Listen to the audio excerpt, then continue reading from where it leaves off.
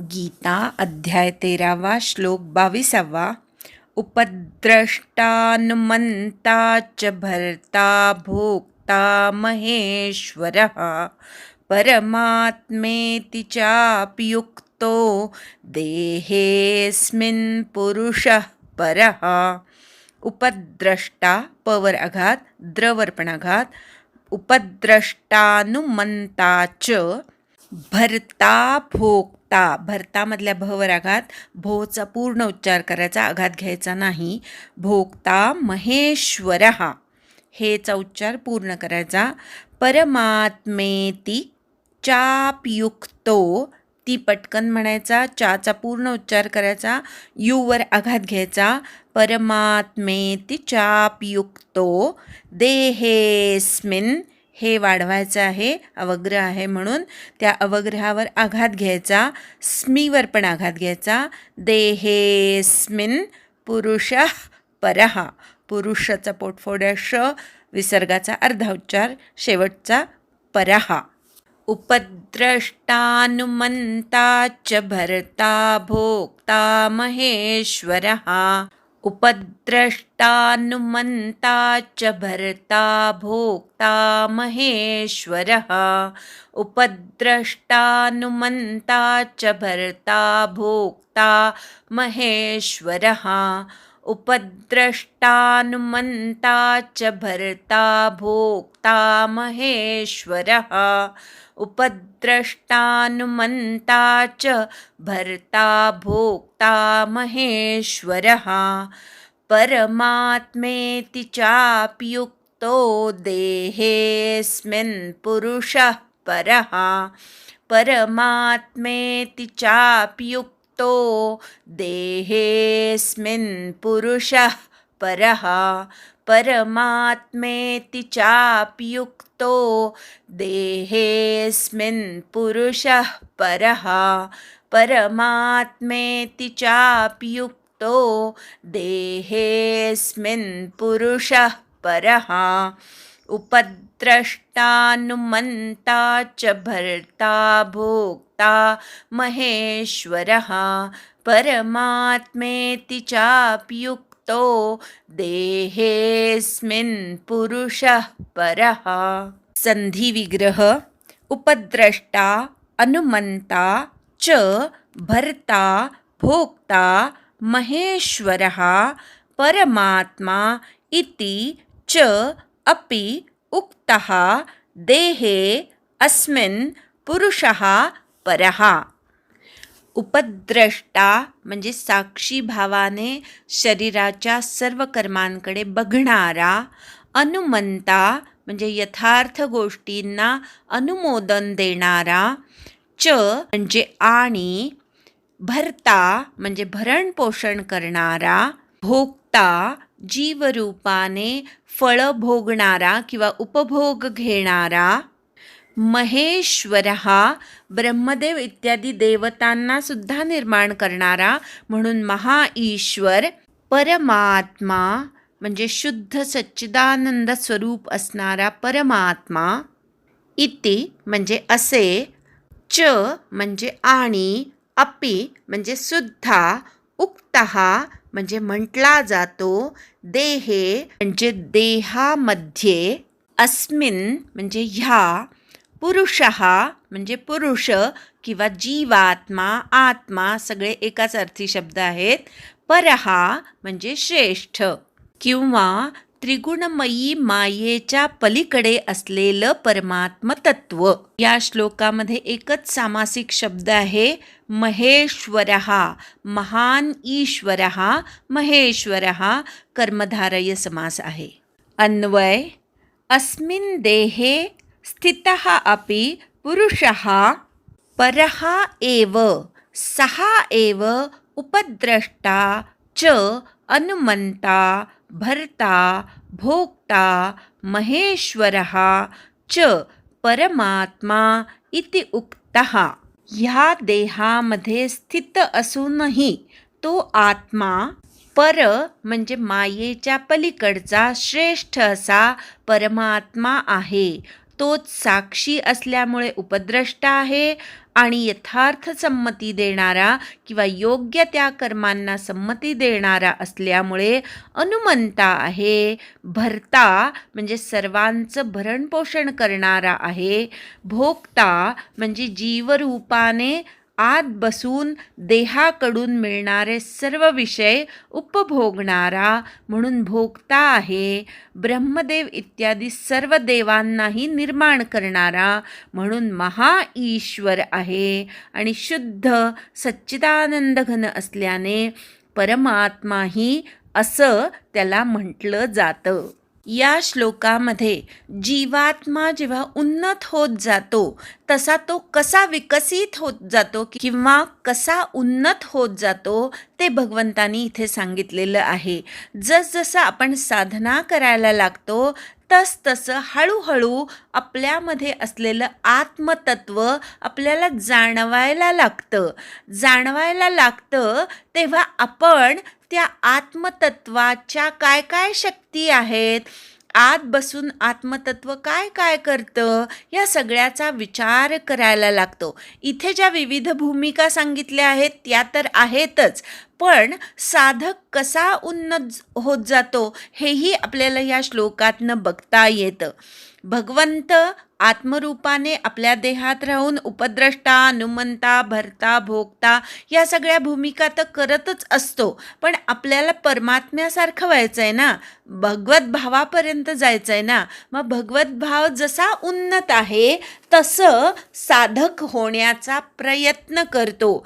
आणि जेव्हा तो साधनेच्या द्वारे स्वतःच्याच कर्मांकडे साक्षी भावाने बघायला लागतो, देहाकडनं होणारी सर्व कर्म इंद्रिय विषयांमध्ये वावरत आहेत म्हणून होत आहेत हे समजून घेतो आणि त्या सर्व कर्मांकडे साक्षी भावाने बघतो. पश्यै शृण्वन् स्पृशै जिघ्रन् नश्नन् गच्छन् स्वपै श्वसन् प्रलपन् विसृजन् गृह्णन् उन्मिषन् निमिषन्नपि इंद्रियाणि इंद्रियार्थेषु वर्तन्त इति धारयन्. ह्याला साक्षी भाव म्हणायचं की कर्म तर होत आहेत देहाकडनं, मी करतोय हा भाव ठेवायचा नाही. पण कर्म का होत आहेत तर डोळ्यापुढे चित्र आलं, डोळ्याचा स्वभाव आहे त्याच्या विषयांचं ग्रहण करणं, आपोआपच डोळे बघायला लागतात. मी बघतो का तर नाही बघत, मी साक्षी आहे. मी फक्त डोळ्याला बघण्याची क्षमता देणारा ऊर्जेचा स्रोत आहे. ह्या दृष्टीने प्रत्येक इंद्रियाच्या कर्माकडे बघणं याला साक्षी भावाने किंवा उपद्रष्टा होणं असं म्हणायचं. आणि आपणच आपल्या देहाच्या कर्मांकडे असं साक्षी भावाने बघता येतं जेव्हा मनुष्य साधनेमध्ये थोडा तरी उन्नत होतो. त्यापेक्षा जेव्हा उन्नत होतो तेव्हा आत बसून तोच परमात्मा, आत्मरूपात असलेला तोच परमात्मा अशा साधकाच्या, अशा भक्ताच्या सर्व सत्कर्मांना अनुमोदन देतो. सर्व सत्कर्मांना त्यांनी एकदा का अनुमोदन दिलं, अनुमोदन म्हणजे संमती देतो. हो, गीता शिकायची का शिक, चांगलं कर्म आहे असं आत बसून तो परमात्मा तुम्हाला अनुमोदन देतो. फक्त गीता शिकणे असं नाही, कुठलंही सत्कर्म असू दे त्या सत्कर्माला आतून परमात्मा अनुमोदन देत असतो. त्याचप्रमाणे तो परमात्मा आत बसून एखादं चुकीचं कर्म आपल्याला करावंच वाटत असेल तर टोचणी पण लावतो बरं का, पण मनुष्य स्वार्थापायी त्या टोचणीकडे दुर्लक्ष करतो. पण सत्कर्माला मात्र तो आतून अनुमोदन देतो की तू करतोयस ते योग्यच आहेस, करत राहा. असं जेव्हा अनुमोदन मिळतं तेव्हा आपल्यातल्याच आत्मतत्वाला अजून एक उन्नत अवस्था प्राप्त झालेली असते. मग तो अनुमंता या भूमिकेमध्ये जातो. मग तोच अनुमंता ज्या ज्या सत्कर्माला त्यांनी अनुमोदन दिलं आहे त्या सत्कर्मांचं भरणपोषण करणारा, ती सत्कर्म पूर्ण कशी होतील याची जबाबदारी घेणारा म्हणून भर्ता ठरतो. भगवंताच्या कार्यासाठी जे काही तुम्ही करायचं ठरवलेलं असतं अशी कार्य खरं तर अत्यंत अवघड असतात, पण तिथे भगवंत आहे, भगवंत सगळं करवून घेतोय, हा जेव्हा भाव जागृत होतो तेव्हा अतिशय कठीण कार्यसुद्धा सहज घडून जातात, कारण त्याचा भरता किंवा ती कार्य पूर्ण करणारा साक्षात भगवंत असतो. माझ्यासारख्या अत्यंत सामान्य गृहिणीला गीतेसारखा अत्यंत गहन विषय, त्याच्यावर 4 वाक्य सुसंगत बोलणं हे सुद्धा भल्याभल्यांना जमत नाही. त्यांना हा सर्व विषय समजणं आणि समजावणं हे अत्यंत अवघड काम आहे. पण हा सत्संकल्प त्यांनीच माझ्याकडनं करवून घेतला आणि मग अशा सत्संकल्पांचा भरता तोच आहे आणि म्हणूनच तो माझ्याकडनं हे अत्यंत असामान्य असणारं कार्य करून घेत आहे. हेच त्याचं भरतेपण.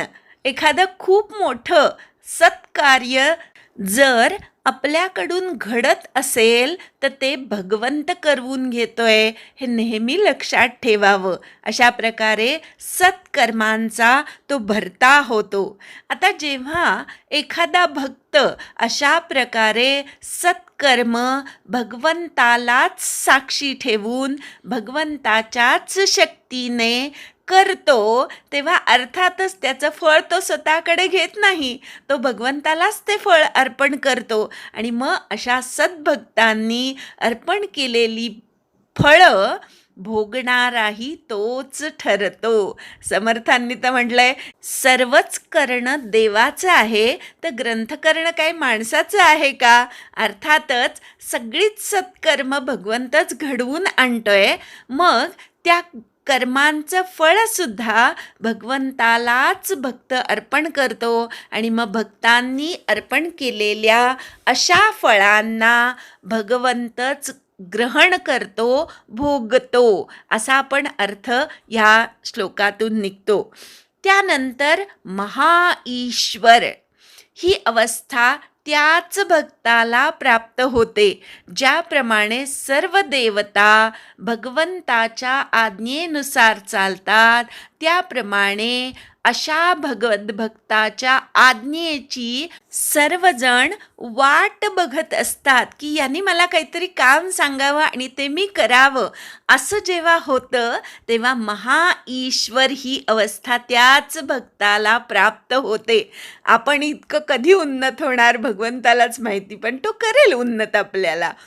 आत्ता तर आपल्या घरातली लोकंसुद्धा आपलं ऐकत नाही, बाकीची बाहेरची लोक आपलं ऐकतील हे व्हायला अजून खूप काळ जावा लागेल, पण होईल निश्चित. इथे भगवंतानी सांगितलंय की माझा भक्त दिवसेंदिवस उन्नत होत जातो, त्यातलं आत्मतत्वच दिवसेंदिवस उन्नत होत जातं. आधी साक्षीभावानी बघायला लागतं, नंतर सत्कर्मांना अनुमोदन द्यायला लागतं, मग ती सत्कर्म करवून घेणारा म्हणून भरता होतो. अशा सत्कर्मांची फळं अर्पण केल्यामुळे त्या फळांना भोगणारा भोगताही होतो, नंतर महाईश्वर होतो.